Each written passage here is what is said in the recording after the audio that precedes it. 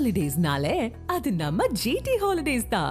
GT Holidays, South India's #1 travel brand.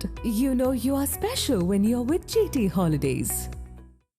அரசியல் விமர்சகர் திரு பொன் Wilson நம்மோட இணைப்பில் இருக்கிறார். வணக்கம் சார். டெல்லியில உள்துறை அமைச்சர் அமித்ஷாவை நேரடியாக சந்தித்து பேசியிருக்கிறார் செங்கோட்டையன். உங்களின் கருத்து? இல்ல, இப்ப இது எப்படின்னா, அதிமுக என்பது ஒரு மிகப்பெரிய கட்சி. அதனுடைய தலைவராக எல்லா சோதனைகளையும் சாதனைகளையும் கடந்து எடப்பாடி பழனிசாமி தலைமையில் அந்த கட்சி இன்றைக்கு இயங்கிக் கொண்டிருக்கிறது.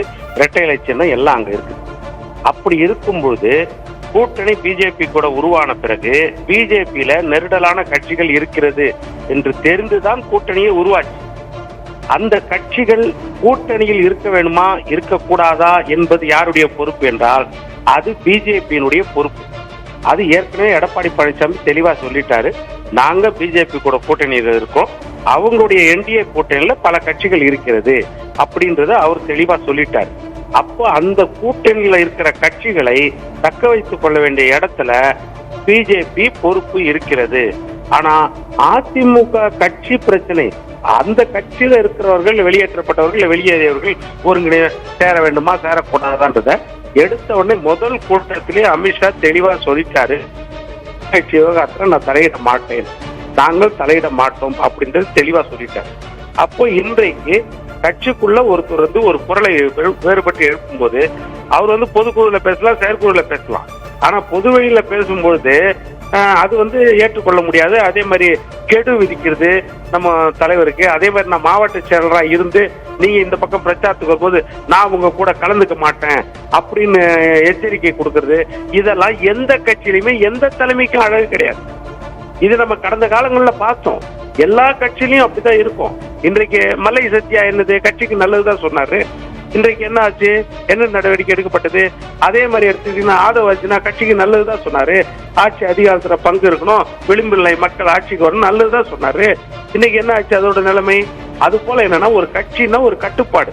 ஒரு தலைவர் ஒரு முடிவு எடுத்து விட்டார், அது எனக்கு ஏற்பு இருக்கிறதோ ஏற்பு இல்லையோ, ஏற்பு இல்லை என்றால் கட்சியை வெளியே போக வேண்டும், ஏற்பு இல்லை என்றால் கட்சிக்குள் இருந்து போராடுவது ஒரு பக்கம், அதை புறவெளியில சொல்லி எச்சரிக்கை விடுக்கிறதெல்லாம் கட்சியை மறைமுகமா பலவீனப்படுத்துவது. அப்ப என்னன்னா அவருக்கு ஏதோ ஒரு ஹிடன் அஜெண்டா இருக்குது. இது ஒரு பக்கம். இன்னொரு பக்கம் அவர் பதவிகள் பறிக்கப்பட்டு விட்டது. ஒரு உறுப்பினர் என்ற விதத்துல அவர் அமித்ஷாவை போய் பார்த்திருக்காரு அப்படின்னா இது வரைக்கும் பிஜேபி சைட்ல இருந்து வரல. இப்ப இவர் நான் பார்த்தேன்னு சொல்றாரு. யார் பார்த்தாலும் அமித்ஷாவும் பார்த்துக்குவாங்க, இல்ல நிர்மலா சீதாராமன், இன்னும் மோடியை கூட இவர் போய் பார்க்கலாம், மோடியை போய் பார்த்து கூட பேசலாம். அது இவர் சொன்ன கருத்து. ஆனால் அதனால அதிமுகவுக்கு எந்த பலவீனமும் இருக்காது. அதிமுகவுடைய நம்ம முன்னாள் முதலமைச்சர், எதிர்கட்சி தலைவர் இன்றைக்கு கிட்டத்தட்ட 140 சட்டமன்ற தொகுதிகளை இன்னைக்கு பிரச்சாரம் பண்ணிருக்காரு. இன்னைக்கு அதிமுக திருச்சியில இந்த கிட்னி திருட்டுக்கு எதிராக மிகப்பெரிய ஆர்ப்பாட்டம் நடத்திட்டு இருக்காங்க. அப்ப கட்சி வேலைகளை அந்த கட்சி பிரதான எதிர்கட்சி தன்னுடைய கட்சி வேலைகளை பார்த்துட்டு இருக்குது. அப்படி இருக்கும்போது இது போல பிரச்சனைகள் கட்சியை பலவீனப்படுத்துற ஒரு வேலைதான் இருக்கும். சரி, பார்ப்போம். இந்த சந்திப்பை எந்தவித பாதிப்பையும் ஏற்படுத்தாதுன்னு சொல்லியிருக்கீங்க. இணைப்பில் வந்தமைக்கு நன்றி திரு பொன் வில்சன். நேற்றைய தினம் நான் பயணம் செய்கிற போது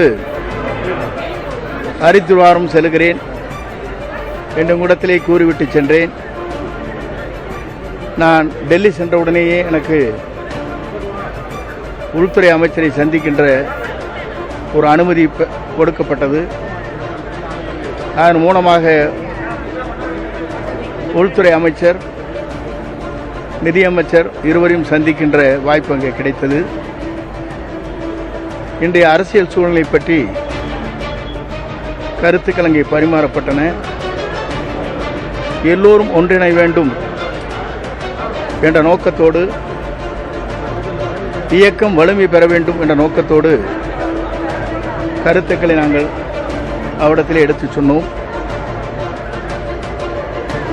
ஆகவே இந்த கருத்துக்கள் அடிப்படையில் பல்வேறு விவாதங்கள் இன்றைக்கு நடைபெற்றுக் கொண்டிருக்கிறது. ஒவ்வொரு அரசியல் இருப்பவர்கள்